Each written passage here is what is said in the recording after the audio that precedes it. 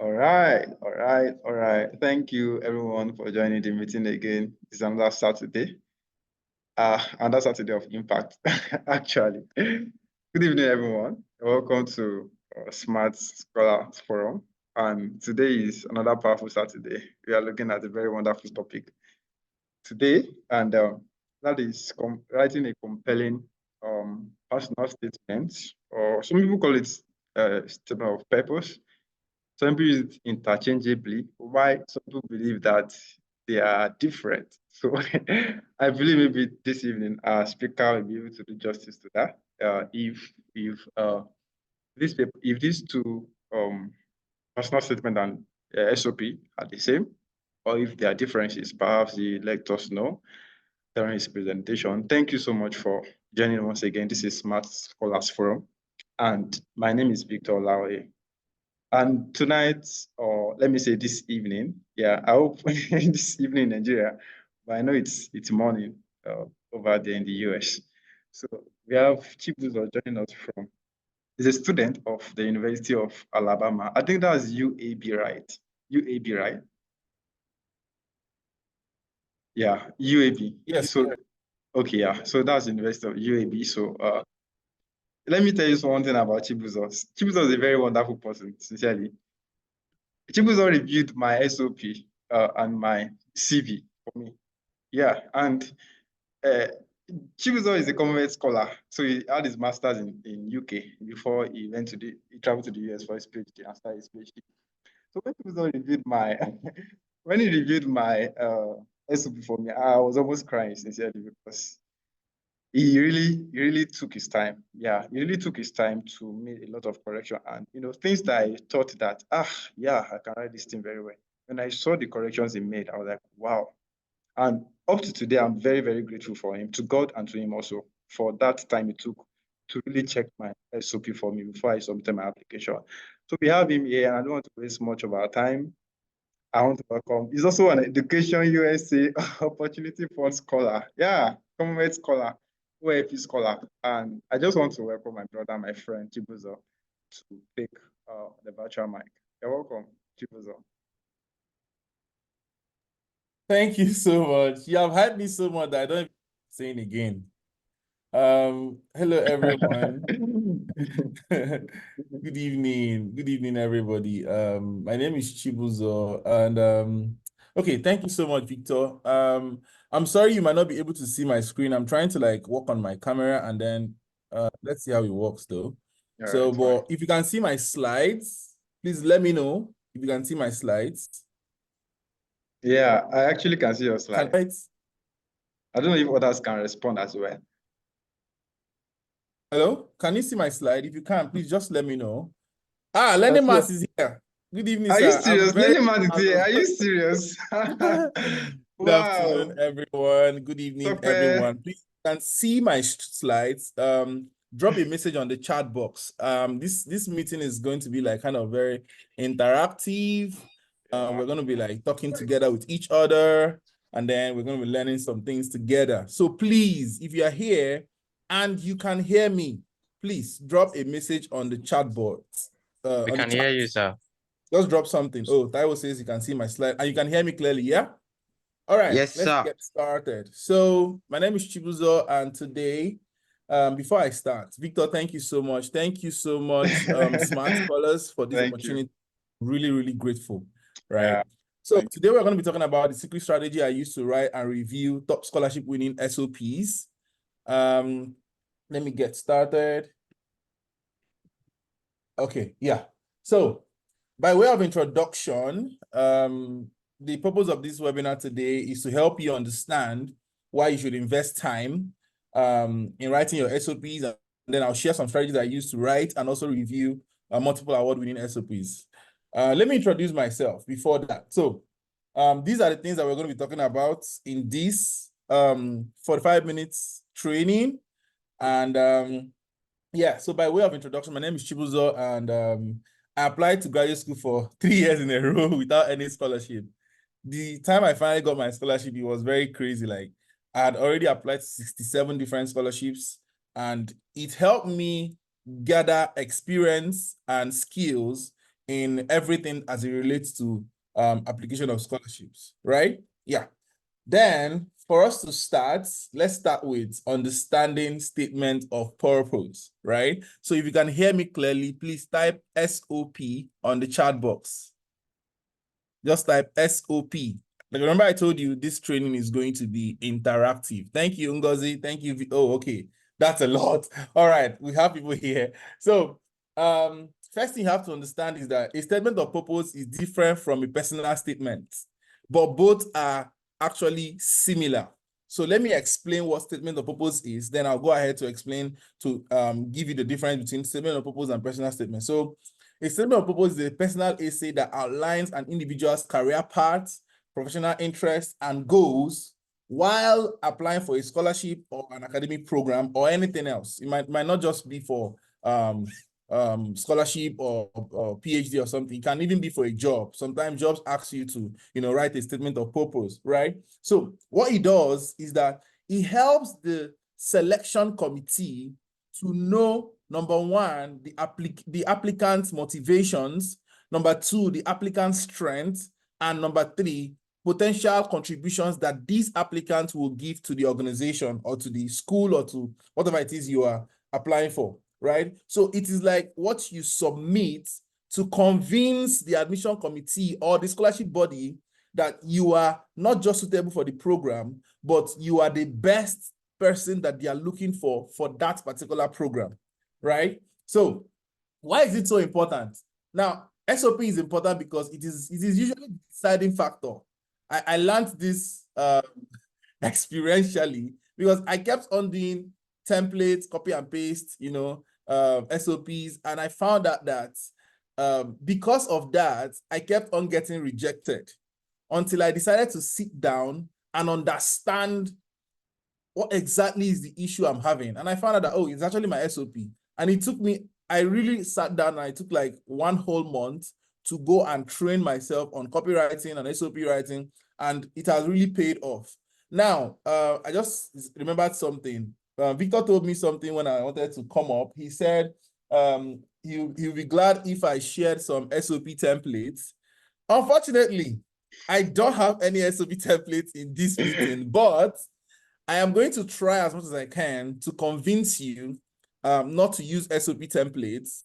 However, if I don't succeed in convincing you, if you stay to the end of this training, I'm going to provide you a link that you can use to access a lot of SOP templates that you can use. Not just that, I'll also, if you stay to the end of this training, I will provide you a link to some of the trainings I personally took to improve my copywriting skills and my SOP writing skills. So stay here. Let's have a discussion, right? Yeah. So as I was saying, SOP is very, very important. Like, it's literally one of the most important things that you can have as someone who is applying for graduate school, right? Because not just before graduate school, you still need it after you enter graduate school. So now, that being said, let's break it down. So what are the components of a strong statement of purpose, right? The first component that every statement of purpose should have is your personal and academic background. Before I continue, I want to take this time to give you the simple difference between SOP and PS, statement of purpose and personal statement. If you can hear me, please type PS on the chat box, right? Now, a statement of purpose is a statement that shows your present, past, future as it pertains what you are applying to, right? Whereas a personal statement shows your personalized attributes and contributions to your present, past, and future. Let me explain. For instance, if you are asked to do a statement of purpose that you are going to, talk about something, if it's academically inclined, you're just talking about, oh, I did this research, I have this publication, I have these academic experiences. That's all about a statement of purpose. But if it's about personal statements, there is an addition. You now have to start talking about, oh, I did this and I learned this. This is actually what I learned while doing that, right? I was able to do this. This is my contribution, and this is what I learned. This is my contribution, and this is what I learned. So that's basically the difference between SOP and personal statement. Nothing really that fancy, just that you have to add a personalized touch to personal statement. Like I said, the first component of SOP is a personal and academic background. Second is your professional aspirations. You have to tell people that, oh, see, I actually want to achieve this. I actually want to, I have a strategy that I have in plan to improve my academic journey, right? Now, this is my step-by-step structure for a successful SOP. Whenever I receive an SOP from anybody, this is the structure I use to review the SOP, and I have reviewed a lot of SOP over the years, right? So let's go through it, right? Including First one mine, is actually. introduction. You have to have a hook. You can hear me clearly, please type hook. H-O-O-K. You have to have something that would interest the person who is reading, not Luco, hook. Yes, hook. Thank you, Taiwo. You have to have something that will be interesting to the person who is reading your SOP, for that person to continue reading. So for instance, a lot of SOPs, there are different templates people use. Some people say they use a quote. They will be like, according to Nelson Mandela. Some people say, in 2025, this will happen according to World Health Organization. Some people say, my grandmother told me. The one that I usually see a lot is Nigerians. They'll say, growing up in a blah, blah, blah, blah, blah, blah, blah, So whether you use any of these kinds of hook, you just have to understand that your hook, your introduction, your beginning must be something that would pique the interest of the reader strong enough for that person to be like, this is interesting. Let me read on. Because you have to understand that whenever you're applying for scholarship, you're not just the only person applying for it. Like, these people receive thousands of applications every year, and they have to sit through thousands of documents. So they just give it 5 seconds. If your hook is not attracting enough, you've lost that scholarship. They'll just move on to the next person, right? That's number one. The second is your academic background. You have to find a way to put in your educational history and achievements, because here it's all about the hype. It's all about the profile. Like, they just want to see that, oh, this person has done this, he has done that. Wow, that's really cool. They like to see all the things you've done. So even if you've not done plenty things, just find a way to package yourself very well. Then thirdly is professional experiences. Especially if you're applying for a job, or if you're applying for a PhD scholarship. If you're applying for masters, it doesn't really matter. But if you're applying for a PhD scholarship, they believe that at least you must have done something related to your field or your profession, right? And not just something. Remember, they have standards. They are looking for the best. So you must have done something really interesting, add it there. Then number 4 is motivation.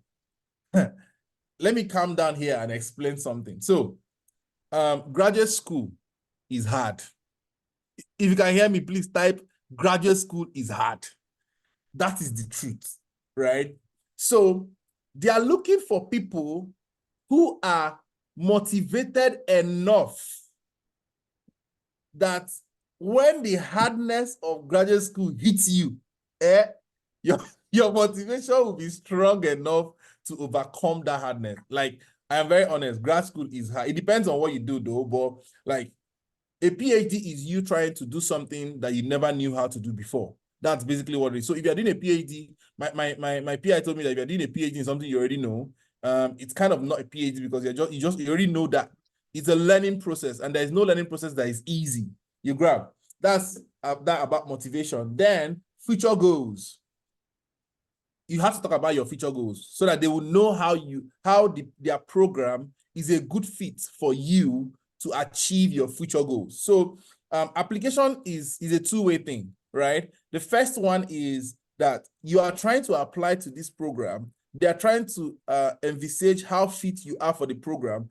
Also, they are also trying to envisage how fit the program is for you, for your future goals and your dreams and your aspirations, right?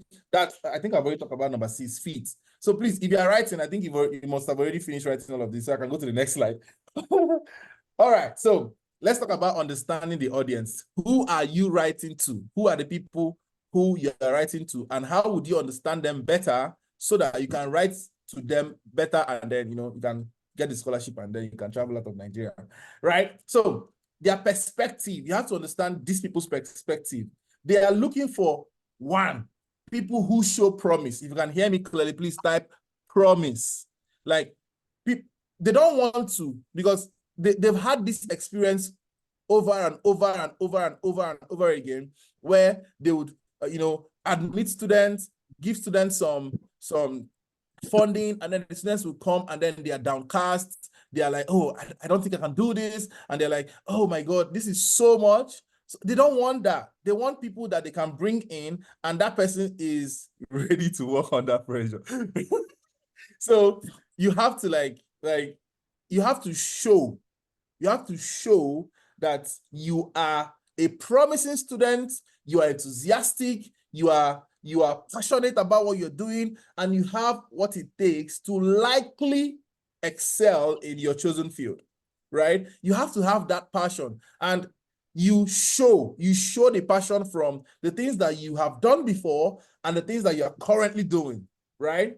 That's their perspective. That's how they believe that, you show those things, right? Now, you have to understand that each scholarship has its unique criteria and objectives. Like, every scholarship is different. Every school have their different things they are looking for. Although they might all be similar, you must understand and address those points. So whenever you want to write an SOP, first thing you do is to look at the prompt. The prompt is the question they ask you to write when they ask you to write an SOP. So it usually comes to something like this. They'll say, write an SOP that shows, that is the prompt. Whatever comes after that is the prompt, right? So you have to make a compelling case against that prompt to show why you are the ideal candidate for that scholarship, right? And this is my own step-by-step approach to writing a great statement of purpose. The first is research, right?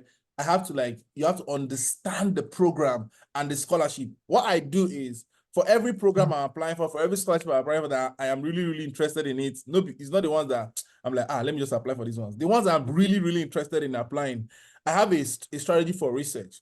I spend 3 days, at least 100 hours, right, on the scholarships website. So I don't skim the website. I go to the website, I read everything. I have this highlighting tool on my laptop that allows me to highlight everything. And then I go back again, I highlight everything. I go back again, I highlight everything. What I'm doing is I am training my brains to understand some words, some concepts, some lexis, and everything as it relates to that particular scholarship. That when I now sit down to brainstorm ideas or to draft, those words are already flowing in my mind, and I just write that. Remember, our brain works with a system called synaptic plasticity. Whatever you see continuously kind of becomes a part of you for a particular moment of time, right? So that's the first thing I do. I research. So if you can hear me clearly, please type research. I do my research on the scholarship or the school, and then I follow through that particular process. I spend a lot of time doing research, reading through every single thing on their website to understand that. Then the next thing I do, I brainstorm, right? So I brainstorm. Now, I just remember something. Before I say what I want to say, I forgot that this presentation is supposed to be a 45 minutes presentation, and I prepared a lot of things. So I might not be able to go through all of them during this presentation, but I will see how it goes. Now, what I remembered was that when people write SOP, it's fine actually. You can just go on. People just kind of they put everything about their life inside the SOP. Somebody that is applying for, let me say, an engineering role is talking about how he worked in a bank, and the bank self, it doesn't even relate. There is no way he can connect that story to engineering something at all. Please don't do that. When you are brainstorming, what I usually do is I list all my achievements first. Then I now cancel the ones that does not relate to what I'm applying for, and pick out only the ones that related to my application, because your application it has to be cohesive. Your writing has to be coherent and cohesive. You have to make sense, because you are writing to people that own English. So what are you going to write that they don't know? Like, they know more words than you. They know more things than you when it comes to what you are writing. You have to like be very, very clear, concise, and cohesive in your writing, right? Second is brainstorm. Third is outline. Create an outline for your SOP. Fourth is draft your SOP, and I think I'm going to talk about that as subsequently. Then revise, proofread, and feedback. So I'm going to go through these step-by-step processes one after the other right now, so we can, have a good time together. The first thing you need to do is, before that, let me talk about how I make my own SOP different from the rest, right? And it's a very simple strategy. Please, if you can hear me, please type simple before I share this simple strategy with you. Type simple on the chat box. Oh, wow, that's a lot. Okay, thank you, Taiwo. Thank you, everyone. So the simple strategy I use to write my SOP is I tell my story in my own way. If you can hear me, hold your hand in your head and say, God, deliver me from templates. I don't use templates. The thing about it is, let's say, for instance, a particular scholarship right now is looking for maybe 10,000 people, right? No, they cannot look for 10,000 people. They're looking for like 12 people, and then 10,000 people applied. Do you know that there is a high probability that 9,000 out of that 10,000 people that applied used one or more templates from somewhere online? So the person that is reading the application will open this one, growing up in a stick. I beg. You open another one, growing up in a stick. You open another one, growing up in a stick. You're not be like, why is everybody growing up in a city? So what I do is I switch it up. I tell my own story in my own way. I can start my essay with something like, I traveled to France recently and I met something. It might not be true. It might not be true, but I have succeeded in hooking the attention. You don't say because we all grew up. I've succeeded in hooking the attention of whoever is reading it. You'll be like, ooh, wow, let me see what is happening here. You see? So you have to learn, and this is something you learn yourself. You have to learn how to write your own story, how to tell your own story in your own way. If you can hear me clearly, please type, my story is mine. My story is mine. Your story is yours. No other person in this world has the same story as you, right? So you know that this is my story. You are the best person to tell your story in your own way. That is my simple strategy to writing SOPs that win. Like, yeah, you already know. So let me talk about that. So now, if you do that, you highlight your unique qualities, right? You highlight your unique qualities, like your achievements, your experiences, your goals, your motivation. Let me tell you something. Do you know that you can actually tailor anything to anything? For instance, I think I worked in a factory that produces cakes, right? And I didn't work in the lab. I didn't work in research because the company actually has research facilities. But when I wrote my SOP for my PhD, I told them that I worked in this factory and it exposed me to understanding microbial interactions with the environment. Like, if you see the way I coined that thing, you would think I work in the lab. Bro, I didn't work in the lab in the company. I was just working in the factory.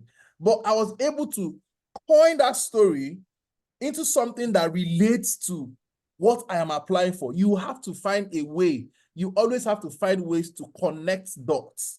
Because if you do that, oh my God, your story will be amazing. SOP is simply telling a story. And the better story you tell, the more awesome it is, and the higher your chances of getting the scholarships, right? So you have to highlight your unique qualities and then avoid common pitfalls. Oh my God, I think I've talked about this. Template strategy. Please, I'm begging you to take time and learn how to write SOPs because it's going to help you going forward. Leave templates alone. Like, if you want to use template, just let it just be for your learning process. Oh, read through it and be like, oh, wow, this template is so nice. This person actually wrote a very good thing. You know, I have understood the structure of how he wrote it. And then I might, you know, learn from that and then improve on that when I'm writing my own. Don't be too generic. Everybody is generic. Be different. If you can hear me, please type be different. I hope I'm firing you up right now. Be different. Yes, sir. Like, Yes, sir. Don't use standard SOPs. Don't be specific, be relevant, you know. Don't just make your SOP just be like that, you know. Don't just be like that, right? So, and how you can be different is knowledge. You can be different with knowledge. If you can hear me, please type knowledge. The more you know, the better you can be, right? So knowledge is gotten by, you know, knowing the program requirements, knowing the scholarship criteria, knowing the faculties and resources they have available. Like one of the scholarships I applied for, I actually told them that, oh, I am glad that this faculty is coming into the department and he is coming with this research from another school. How I found that, I found it from, like, when I was doing their website, I had to go to the news. I found something, I'm like, ooh, wow, I can put this thing in my SOP so that whoever is reading it, we know that, this guy did a lot of research. And see me now, I'm in America. Enjoy it. So yeah, you can do that, right? Okay, let's talk about how to craft your narrative, right? I think I've talked about this. Create a cohesive flow. You have hook, value, call to action. Please, if you can hear me, type HVC. HVC is hook, value, call to action. This HVC formula is something I use for literally everything I do as it relates to content on writing. Like whatever it is you're doing, whether you're writing academic stuff, you're doing copywriting, you're doing sales pages, you're doing Instagram posts, you're doing video editing, whatever it is you're doing, if you are able to incorporate HVC, you'll be able to get people's attentions. You can get anything you want using HVC. Hook them with something that is compelling, clear. You know, in the middle, you give them value. Give them value with your academic experiences. Give them value with what you've done before. Give them value with your motivations. Give them value with your aspirations. Tell them you want to be the minister of whatever it is in Nigeria for that is relating to your program, right? So you might not even want to be a minister. You can say you want to work with United Nations. Guess what? There is nothing that United Nations does not have. UNDPPPT, UNDS, whatever. Find the one that relates to your field, particularly to what you are doing. Tell them that is what you want to do, right? Let them know that, oh, this person is really ambitious. This person is really motivated. When I did my, I don't know if I should say this. Oh yeah, of course. When I did when I wrote my SOP and when I was doing interview for my PhD, one of the things they said was that when they read my SOP, they just saw that I was very enthusiastic. And guess what? After the interview, the head of department came to me and said that I am like the most enthusiastic person they've actually interviewed. I already knew that I've gotten this offer, right? So you have to like show that enthusiasm. Let it just be very, very cohesive. Has my time finished, Victor? Okay, so engage the reader. Engage the reader. If you can hear me, type engage. Engage. Like, there's nothing like engaging somebody. Have you ever read a novel that you just can't drop? You're just reading it, and this guy just realized, oh my God, this is blowing my mind. Yeah, that is how your SOP should be. Your SOP should blow their minds. See here, how I used to grade SOP is when I read an SOP, if I can finish it in one read without finding anything to correct, is a good SOP. But if I read your SOP and then in the first line or the second line, I'm already correcting something, I'm like, oh my God. Your SOP should be something that will blow your, like when you write it finish, you'll be like, oh, now maybe this. That's how it should be, right? That is exactly how it should be, right? So engage your reader. And then now let's talk about creating your drafts, right? This is where people have a lot of issues. So they are like, I asked someone, maybe someone I'm mentoring or coaching, I'm like, okay, so can you send me your draft SOP? And he's like, I've not written it. I'm like, this is like 3 weeks now. What is the problem? You know, it's like, you know, I want to get into the flow. I'm not getting motivation. You know, those things. Let me tell you something. When you want to write your draft, don't focus on making it perfect. Your draft is what it is. It is a draft. If you can hear me, type drafts. Your SOP is just a draft. So, sorry, your draft is a draft. What it is it is just your ideas in your head. You're just putting it into paper, right? So, once you want to write, what I do is I block out time. When I want to write, I just block out time. Maybe 1 hour or 2 hours, I turn off my phone, turn off everything, and just write. I'm writing nonsense. I'm seeing what I'm writing. I'm like, oh, well, this is nonsense. So just the writer. Like, just write. Like, write freely. And it pertains to every single thing in this world. As long as it pertains to writing, just write. Write everything in your head, as crazy as it is, as stupid as it sounds. Just make sure you complete that writing in one go. Now, once you've completed the writing, the hardest part has gone.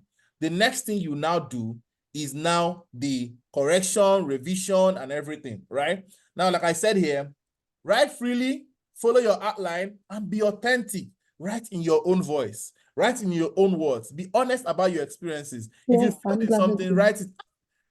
I remember I read an SOP of one guy that got into Harvard. In his SOP, he wrote that although you might have seen that I got an F in my master's course, it was because of blah, blah, blah, blah, blah, blah, blah, blah. He got into the program. He's doing his PhD in Harvard right now. So be authentic, right? That's what I wanted to pass across. Now, when it comes to showcasing your motivation, there are several things you should do. You should show passion. Please, if you can hear me, wait. Yeah, type show first. Type passion. And then let me know, is this meeting, the way I am talking, am I showing passion? Yes or no? Just answer. Am I showing passion the way I'm talking? Exactly. So you have to show passion. You don't have to, like, you know, say, oh, I have passion. No. You show the passion by what you write. I am so enthusiastic about this program. I have researched this, that, and that. I have gone to this website. I have been able to achieve this. I've done this. I've done this. Show passion. Show the things that you are doing, the things that you have done. Let them be reading your program and they'll be like, Omo, I am not really sure this guy is actually the person that is. Let them call you for interview. When it comes to interview, we'll talk about interview. But for now, because your SOP is like basically the only thing, one of the two things. The second one is the CV. One of the three things. Your SOP, CV, and recommendation letter, right? Your SOP is the major one that they will read and they will give you a pass or a fail. So write it so passionately. It should be evident throughout your SOP.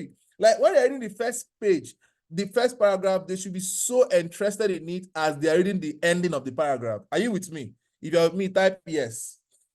Now, connect with the scholarship's mission. So, like I told you, do your research. There is no second, there is no, what's it called? Flipping, I don't know, I've forgotten. There is no way around it. You have to know the scholarship, because if you know the scholarship, then you can now find a way. If they say, oh, they're looking for someone that that shows computational skills, you tell them that you have been working with this, you know, so they will know that, oh, this, they'll highlight that part and say, he has computational skills. They'll highlight this part and say he has research skills. They'll highlight this part and say he has technical skills. They'll highlight this part and say he has worked with Eliza, you know, stuff like that. So you have to connect with the scholarship.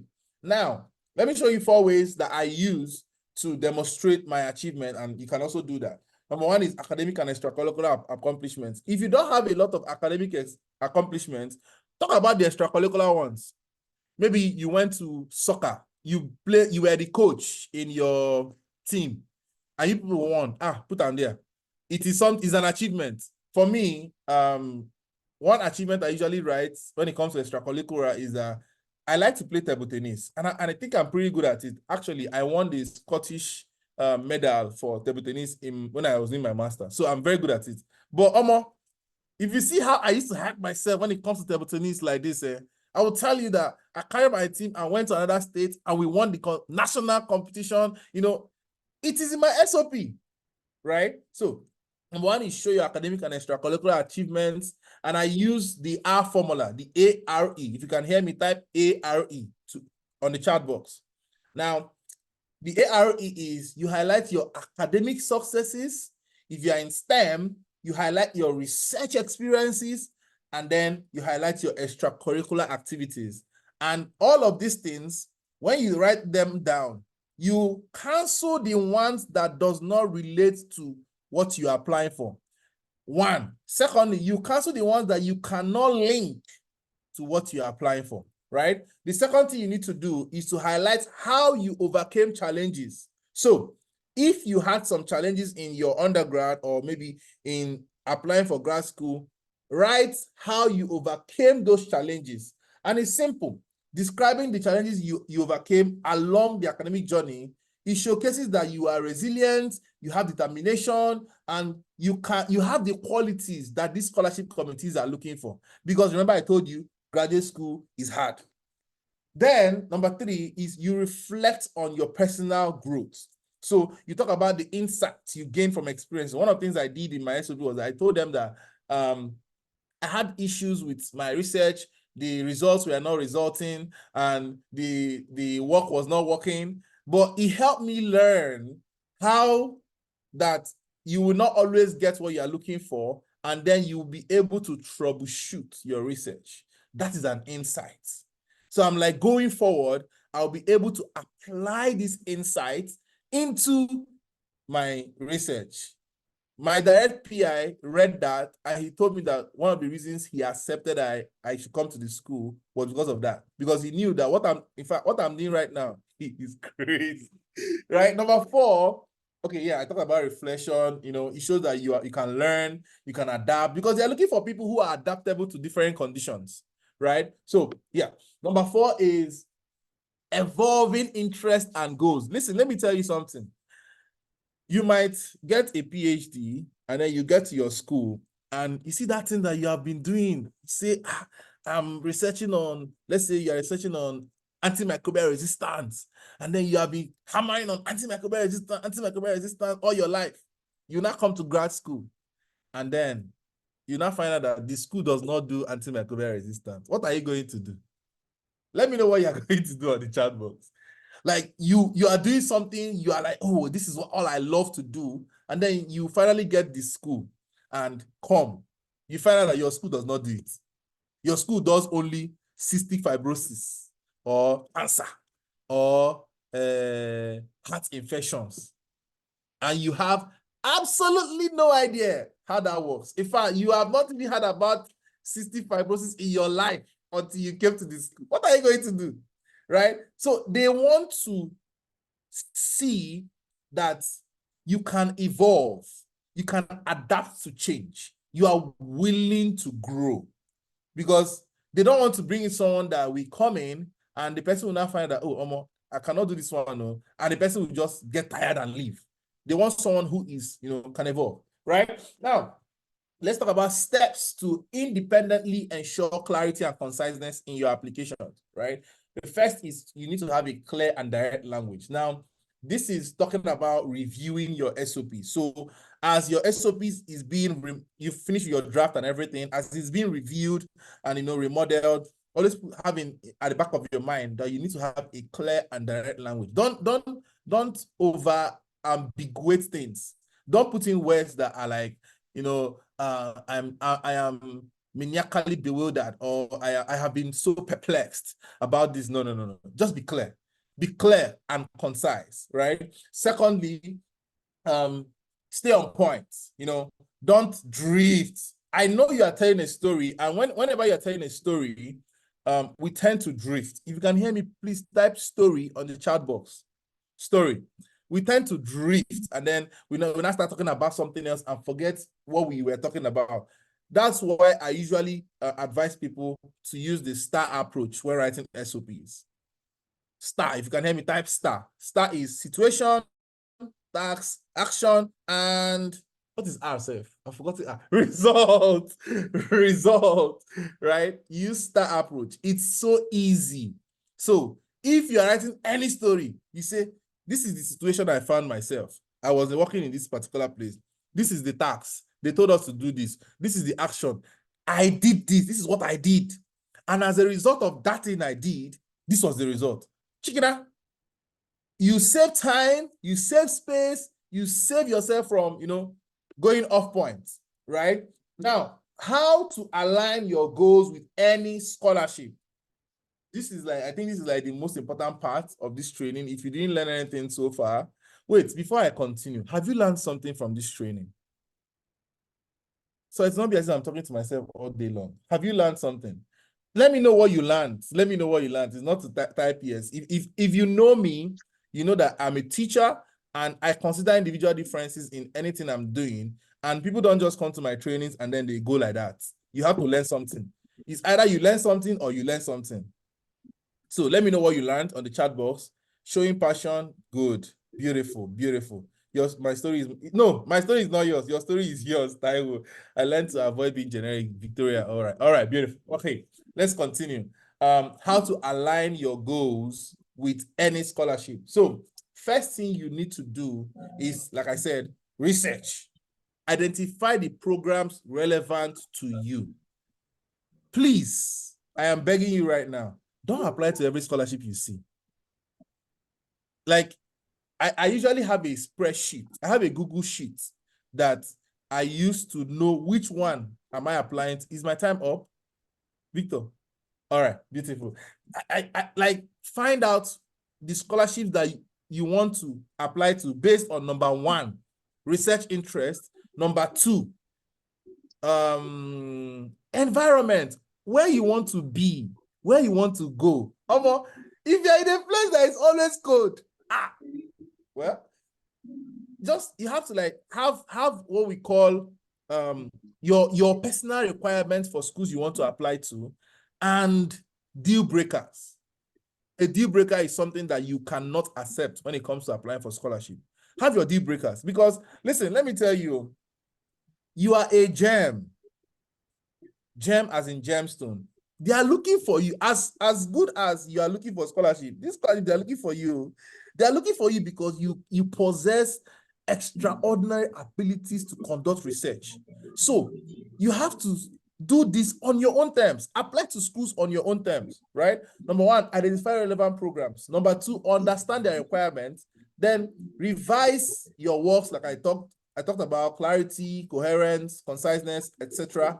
And then perfect your grammar style, right?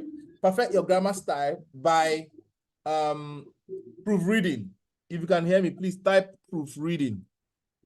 You need to proofread your work. So what I usually do is, when I write an SOP, after I write it the first day, I leave it, I save and leave it, right? Then I come back 2 to 3 days later, and then I read it again and rewrite it. Then I leave it again, and I come back 2 to 3 days later, and I do the third one. After the third one, I send it to somebody to review, right? That helps you to do your first proofreading for grammatical errors, typos, inconsistencies, etc. That is why writing SOP takes time. It takes time. And that's why I usually advise people, your SOP should be the first thing. Well, and your CV. Your SOP and your CV should be the first thing you get ready, done, down. When you are thinking, it's not when you start applying. When you are thinking of applying to grad school, right? So you proofread them for errors, and then you format consistently. Well, this is something we're going to talk about, like, going forward, right? So now we've talked about a lot of things. We've really talked about a lot of things. Let me show you how I use one SOP to apply to several scholarships. Do you want to see that? If you want to see that, type show me on the chat box.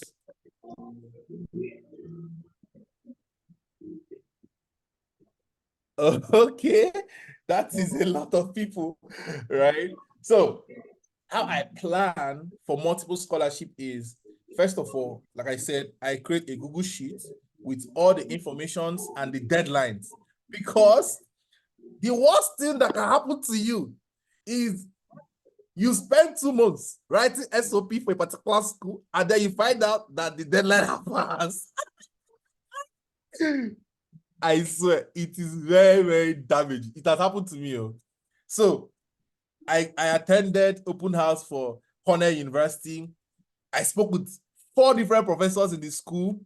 I started writing my SOPs. They gave me fee waiver of $97.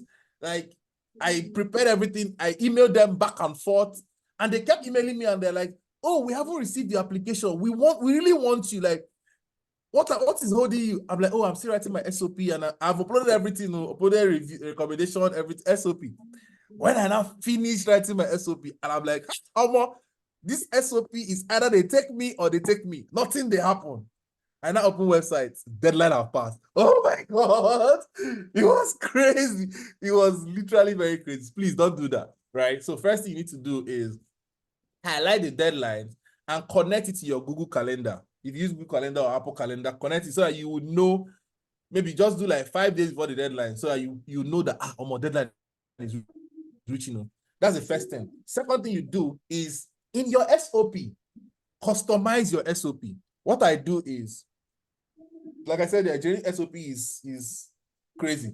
Customize your SOP. There are 5 things I do, and I recommend adding those to your SOP so that it is easier for you to switch and change.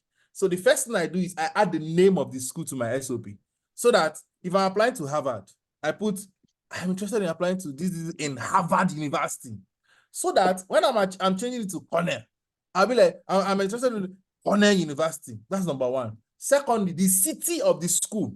So when I'm in Birmingham, when I wrote to Birmingham, I'm like, I'm really interested in seeing the sceneries and amazing things in the magic city of Birmingham, right? Guess what? When I was applying to Boston, I was like, I'm interested in doing blah, blah, blah, blah in the amazing. I said, in the very busy neighborhood of Boston. When I wanted to apply, George is laughing. Write one SOP. I use that one SOP to apply to multiple schools, so that you not go into, like, writing several SOPs. The third thing I add is the names of the professors. So I'm like, I'm really interested in working with this particular professor. When I change to another professor, something like that. Fourth one is their research works, right? So I talk about, oh, he's working on this, I'm really interested in that. Then the fifth thing I talk about is exactly what I want to learn from working with those professors. For instance, this professor is working on Salmonella typhi. I'm like, I'll really be interested in learning microbial host interactions, right? If this professor is working on, let's say, HPV virus, I'll be like, I'm really interested in understanding the viral packaging procedures. Now I'm talking microbial terms you might not understand, people who are not in STEM, right? But if you add these 5 things, I promise you, that SOP, you will use it to apply for banking and finance in University of Toronto. You will still use it to apply for microbiology in Florida University. You still use it to apply for engineering in CSU, because you have these things that you can switch. Remember, your academic experience is still the same thing. Your professional skills, you might change that, but it just gives you a template. Now you now have what? A template. If you can hear me now, you can type templates. Now you can type template. You see that template that you have been looking for? Now you have your own template. Exactly. Right? So this is what I do. And of course, I think I've talked about articulating your professional plans. You need to do this too, right? So let's talk about conclusion. If you can hear me, please type conclusion. In summary, conclusion is where you reiterate key points. You should summarize the main themes of your SOPs, like your personal experiences, your, all those things, your qualification and readiness for the scholarship, right? It should be able to leave a lasting impression on the person who is reading it. So when you have a strong closing statement, something like, I can't wait to meet you at, you call the name of maybe one Hall or something. When I wrote my own, I'm like, I can't really wait to meet the director of GBS at Rasta Hall in Hill Student Center in Birmingham come fall 2024. They were like, how did you know Rasta Hall? How did you know this? It shows that what? I did my research. So they were like, wow, I need to. In fact, the director, Dr. What's his name again, sir? I forgot the name of my director. Charlie, he actually came and said, he read my SOP where I said I wanted to meet him. I said, yeah, here am I. Here am I. I'm like, okay. So you need to leave a lasting impression on the person who's reading it with your conclusion, right? Now you are finished writing everything. It's now time to refine and polish, right? So refining and polishing. I can't stress enough the importance of revision. If you can hear me, type revision. Revision. So in revision, people do two different mistakes. Number one is that they don't send to anybody to revise for them. Number two mistake is that they send to a lot of people to revise for them. So somebody will revise everything and send the corrections. You do the corrections and then you send to another person. That other person will now recorrect all the corrections that this other person has made, and then you'll be left so confused. What I recommend is maximum 2 to 3 people who are in the field. The third person might not be in the field. The third person might just be correcting for grammatical errors. So I have a mentor who reviews all of the SOPs that I have and people send to me.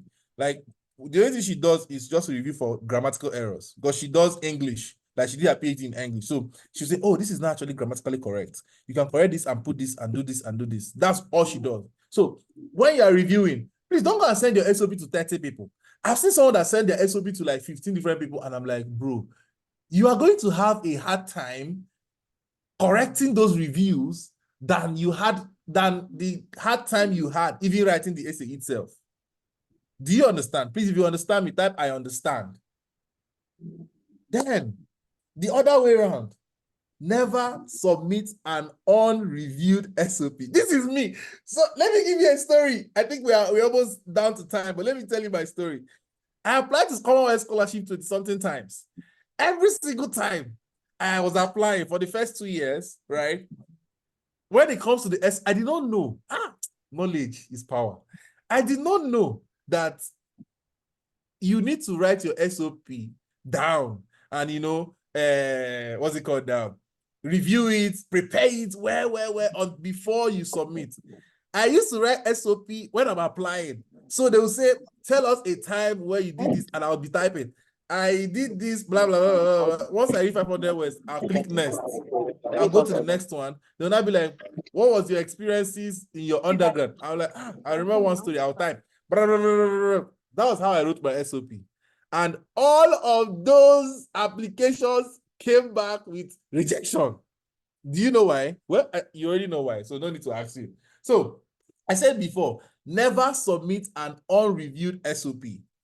Let me say it again. Never submit an unreviewed SOP. Never ever do that, because that application is as good as, yeah.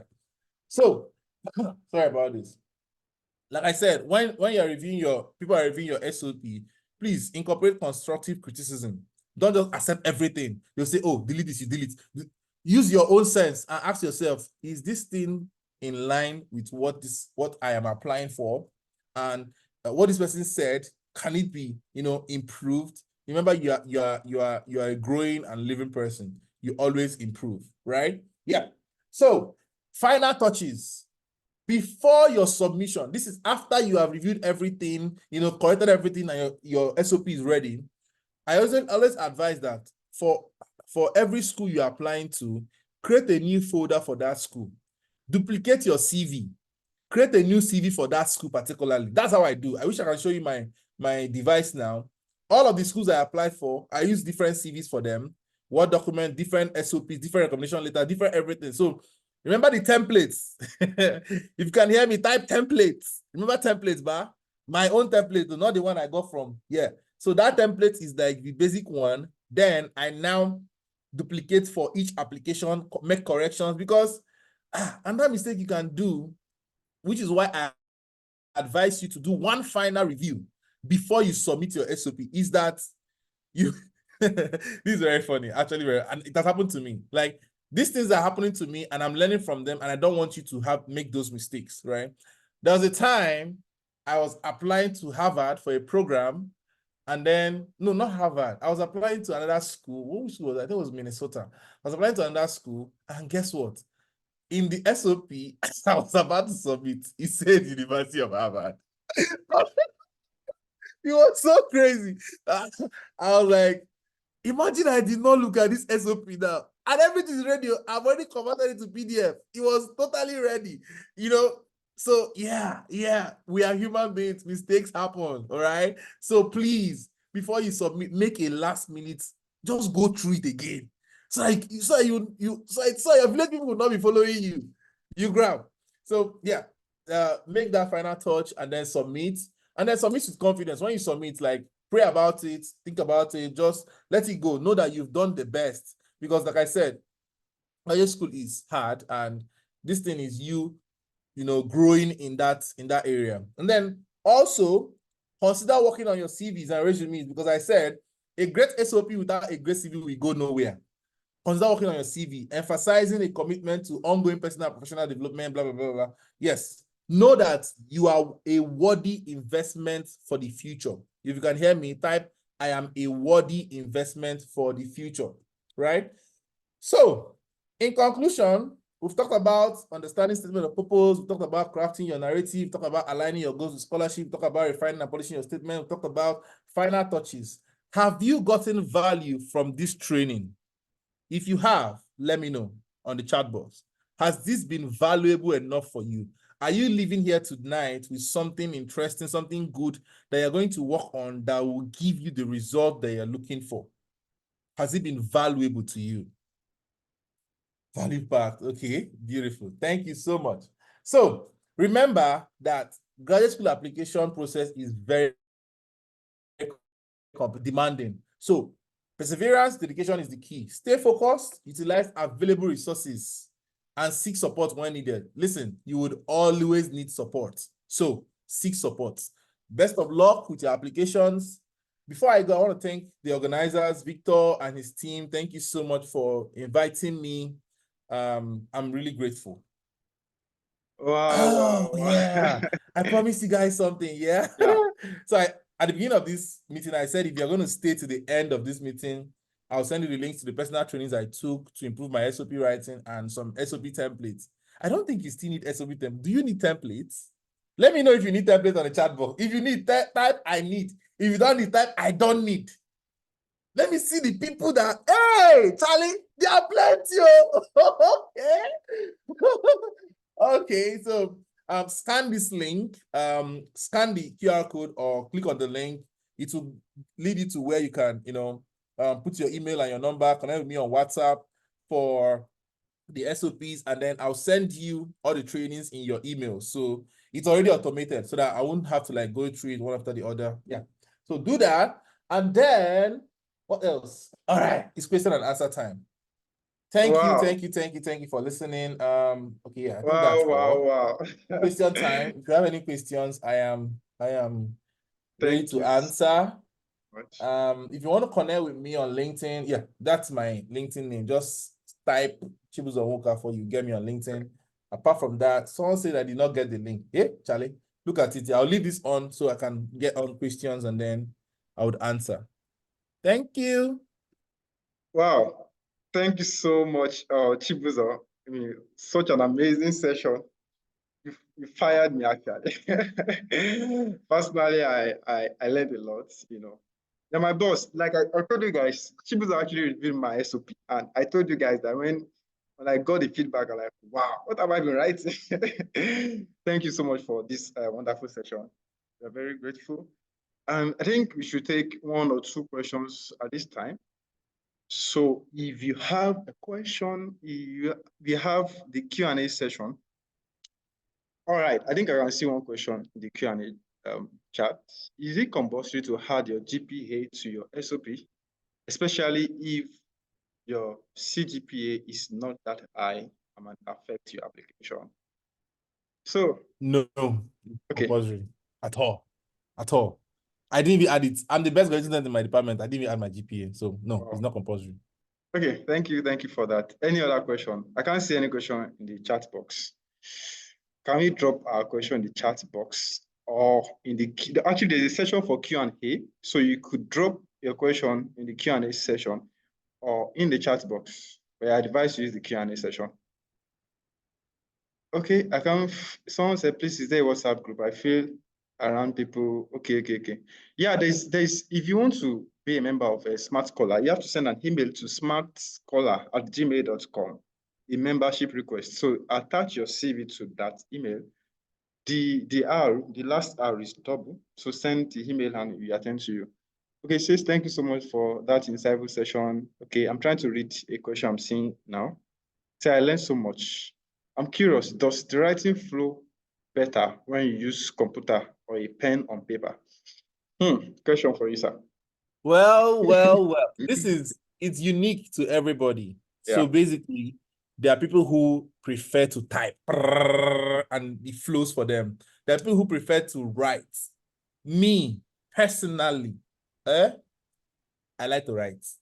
I have fine handwriting, so I like to admire my writing when I'm writing. So it kind of like gives me this motivation to write more. I like to write. Yeah. Literally. Yeah. If you look at my table, everywhere I'm looking at right now is filled with things that I just like to write. So yeah, for me, but a lot of people like to type and it's fast. Typing is actually faster, right? Yeah. So find your poison, like find what works for you and stick to it. Thank you so much for that. Another question I have here is you talked mostly about SOP. How about motivation letter and the cover letter in scholarship application? It's okay. It's actually basically the same thing, right? Yeah. But motivation letter is SOP that you put address. So you go down, you on top of it, you add from where you are sending it from and to where you're sending it to. After conclusion, you add yours sincerely. You sign and put your name. Shikina. That is motivation letter. Unless there's a caveat. Unless they have a particular prompt. So if they say, write a motivation letter that will show blah, blah, blah, blah, blah, blah, that prompt is what you will write about. If they just say, write a motivation letter, you follow the SOP system and just add from and to, and then yours sincerely and sign. That's it. Then for cover letter, yeah, I think cover letter is almost the same thing, just that for cover letter is also a letter, right? But in cover letter, you are talking more about your professional experiences. So you talk like 3 or 4 different things you've done professionally rather than doing in research, because cover letter is usually for jobs, right? So they'll ask you, write a cover letter for show us this, show us that, show us. You write about those prompts. Those are the differences, yeah. Okay, thank you so much, Chibuzo. Okay, sorry, that's the light just went off now. Okay, another question I have here. Someone said he wants to do a PhD, but he's not good at research. Let me just read it out the way he sent it. He said, and please about research. I'm not good at it. I want to do a PhD. What advice can you give me in that regard? Like how to think improve? we need to talk, right? Because there are PhDs you do without doing research. For instance, PhD I'm doing right now. Oh no, I'm actually doing research. Yeah, there are some PhDs that you do. My PhD is choking me. I'm out after this meeting now. I'm going to the lab. I'm literally going to the lab because I have some data set I need to do this Saturday and let it run till Monday, because if I don't do it this Saturday, if I do it on Monday, it will take like till Wednesday and it will delay me, right? So that's what I was saying. You decide. You can do PhD in education. You can do PhD in anything. Just find a way to connect what you've done before to the thing that you want to do and give them a career path. They want to know your career path. I've seen several people do a lot of things. Someone just finished her PhD and she said, she doesn't want to do a postdoc. This is postdoc now. She doesn't want to do a postdoc in what she did in her PhD. She wants to do a postdoc in teaching, in education. Someone is doing a PhD in communication from master's in biochemistry.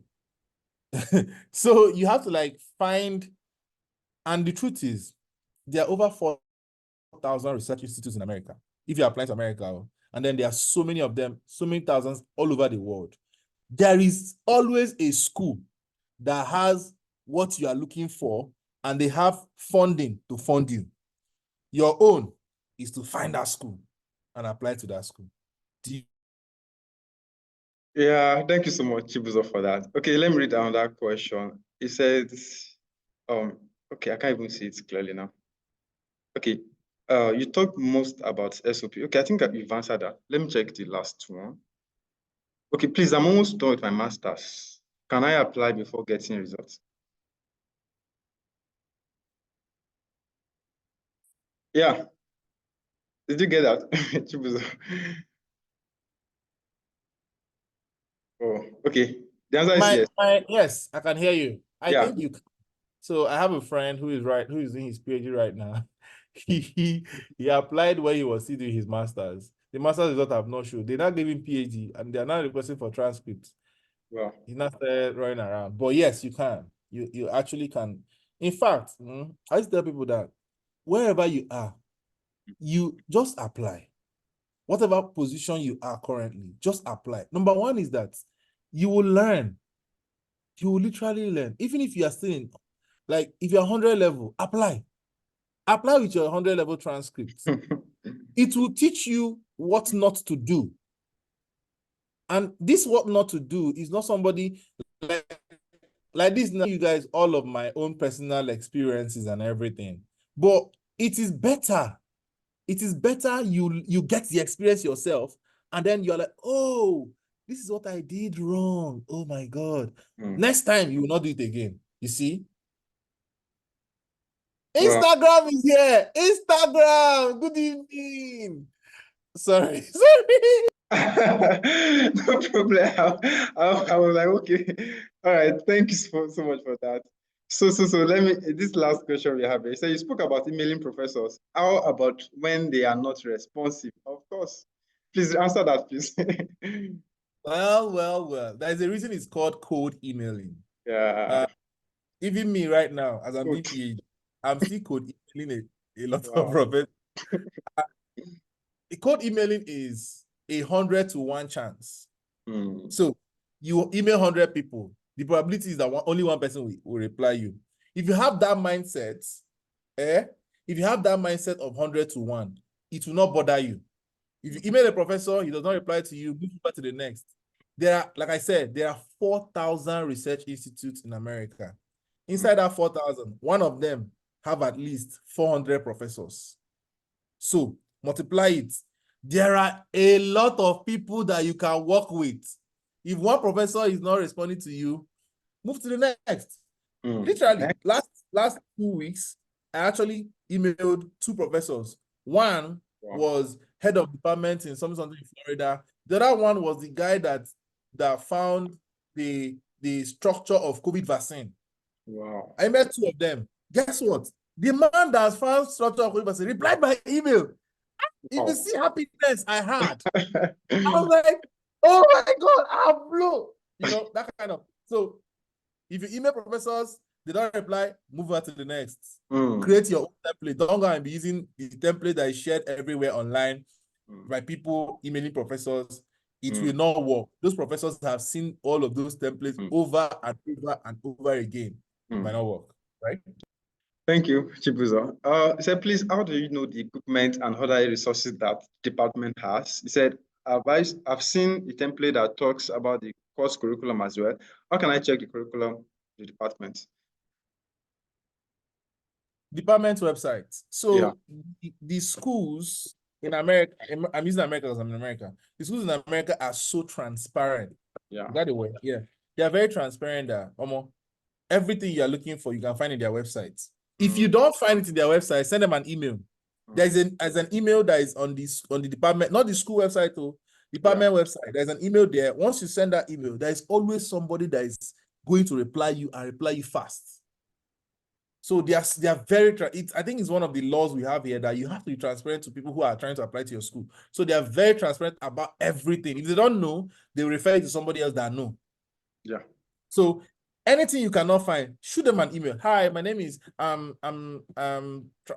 thinking about applying to your school for this program, and I'm looking for blah blah blah blah blah blah. Please, can you help? Please advise. Looking forward to hearing from you. Chikina, that's all. Send. They will reply you. They will always reply you. Yeah. Wow, thank you so much. I think just the last one here. He said, how will code emailing help with securing an MPH? That's Master of Public Health admission.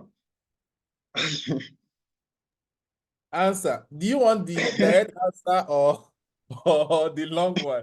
The simple answer is I don't know.